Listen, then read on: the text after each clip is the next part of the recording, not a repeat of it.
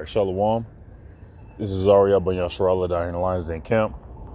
First and foremost, I want to give all praise, honor, and glory to the Father, to the Son, and the Paleo Hebrew tongue. Call Alayim La, Yahweh, Bahasham Yahweh Shai, Bahasham Ha, Rachak Kodash Ma'amath. A double honors to the elders and apostles of Great Millstone who rule well and teach well. Double honor to my elder apostle as well, Ahar one Ben Yasharallah down here in the Lions Den camp. And a sincere water to the Akim, the Akwathim, and the Bunyam, the brothers, the sisters, and the children who are pushing the truth and believing in sincerity, the water, Shalom. Slakia for the background noise. I got a little layover, so I decided to do a lesson. But this lesson is based off of, I don't really like doing lessons off of dreams, but at the same time, this was the first dream I ever had where like, it was kind of like, it hit me for real, and I could do a lesson off of it. But the main thing I remember in the dream was, I don't know the context, but I just saw a bunch of Jake men. I couldn't see like their face or their body. All I could see was their feet, and they were in like a crate. They was in like a big crate, and the whole crate was being moved with them in it while they were, just standing upon their feet. And for some reason, I was watching their feet. I was making sure, their feet was clean and stuff like that. And the whole time I was doing it, I was tearing up. I had tears in my eyes. I felt real bad for them. I know that they were going to be like, they went through a lot of stuff. They were going to go through more stuff. And then one pair of feet, I'm about to say brother feet, but one pair of feet had like a scab on it. And I just started busting out crying. I put my head on the person's feet. And then I woke up, and then I had that dream Friday, and I told it to the elder on Saturday after camp, and he pretty much gave me a confirmation of like, yeah, it's pretty much, you're on the right path. So we're saying that this is Ephesians chapter 6, verse 15, and your feet shod with the preparation of the gospel of peace. All right. And of course that doesn't mean, you physically, carnally put peace upon your feet, but it's talk about having your path set for a peaceful path. Making sure you're reading the scriptures to whenever you can, praying as well to the Father, doing charitable work, which is going out and teaching, helping the Akim and Akwathim, the brothers and the sisters, get through times that they need to get through by telling them the right scriptures that they need to hear at the right time.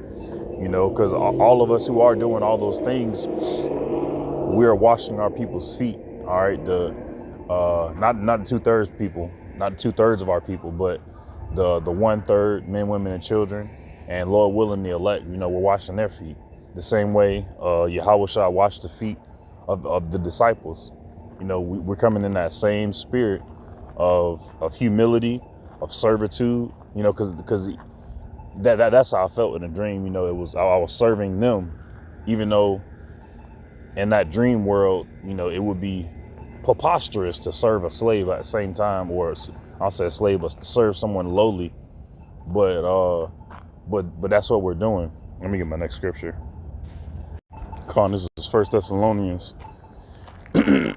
chapter 4, verse 18. I'm starting at verse 17. It says, Then we which are alive and remain shall be caught up together with them in the clouds. And the them is the souls who are coming back with Yahweh Shai, the angels as well. All right, when he starts gathering crowns upon himself, coming with with them in the clouds, which are the chariots. All right, the so-called UAPs that the government likes to say, to meet the Lord in the air. All right, that's us getting those new bodies, Lord willing. I and the brothers will teach with, and the sincere brothers and sisters.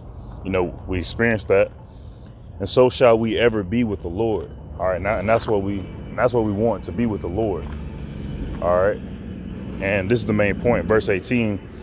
Wherefore comfort one another with these words, right? And that's us caring for a person's path, caring for a person's feet, helping them wash themselves, It's It's a beautiful thing. It's a very beautiful path that we are on. Matter of fact, let me get that one. Path set. This is Proverbs chapter 4, verse 18. It says, but the path of the just is as the shining light that shineth more and more unto the perfect day. And that perfect day is the destruction of America. All right. And the coming of Yahushua, Slakia, and the coming of Yahushua out of the sky. All right. That's that perfect day. And we have to pray so that we continue on the path of the just. That's a shining light. All right, because there's a lot of darkness out here, and there's a lot of individuals who want out of that darkness. All right, there's a lot of individuals who want to see that light. All right, who want to see, I should say, and who want to hear the voice of Yahweh Shem Yahushai. So let me get my next scripture. All right, this is Matthew chapter 9. It's lucky. This is Matthew chapter 9, verse 35. It says, and Yahushua went about all the cities and villages, teaching in their synagogues and preaching the gospel of the kingdom and healing every sickness and every disease among the people. And that also shows that the so-called Negro, Latinos, and Native Americans, who are the Israelites, and the men who preach that doctrine, all right, with the name of Yahweh Shem Yahushai, with sincerity and truth, we all preach about the kingdom that's to come. All right, these Christians and Baptists and Methodists and all them, they don't talk about the kingdom that's to come. All right, they want to stay here in America. All right, they don't want to watch themselves truly. All right, but we know that this place, America, this Babylonian kingdom, this carnal realm, all right, is but for a short time, but the kingdom that's to come is for eternity. All right, and healing, back to the verse, and healing every sickness and every disease among the people. And that's what we're doing spiritually. All right. You know, that's what we're doing spiritually. Okay. So we have to continuously make sure we're tuned into the source of Yahweh Shem Yahushai, so that we can continue to heal people. Like the elder said yesterday at camp, Esau has been given authority to destroy, but we've been given the authority to not to only to live, but to heal, all right, and also to create life as well. Not create life, but live, heal, pretty much. Slakia. Verse 36. But when he saw the multitudes, so he saw a multitude of people, he was moved with compassion on them, because they fainted and were scattered abroad as sheep having no shepherd. And of course, I can't feel exactly how Yahushua felt in that moment, but at the same time, in the dream, I was overcome with sadness, because I knew that the individuals, the feet I was washing, I just felt bad for them. I knew that they went through a lot, and they were going to go through even more. It says, and were scattered abroad as sheep having no shepherd. And that's how they were. Even though I couldn't see their face, I couldn't see their body. Literally all I could see was their feet. And they were just, man, it was crazy. Usually when somebody stands sure-footed, it's like they have a good foundation. They're standing upright. They're standing upon their feet. But I could tell that they didn't know where they were going. They damn near didn't know where they came from. All right, they didn't know where they were at that time. But I just wanted them to know that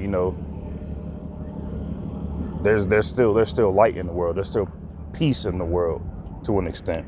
Let me keep going. Slakia. Verse 36. Again, but when he saw the multitudes, he was moved with compassion on them, because they fainted and were scattered abroad as sheep having no shepherd. Then saith he unto his disciples, the harvest truly is plenteous, but the laborers are few.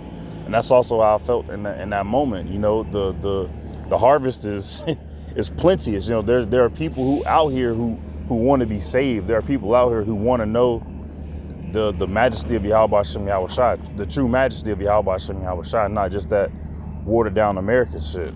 There's people out there who want to see the light of Yahweh Shem Yahushai. That's why it's important for us to go out on the highways and the byways and to do video so that way that light can go out to people. All right. Because there are people out here who still want it. You know,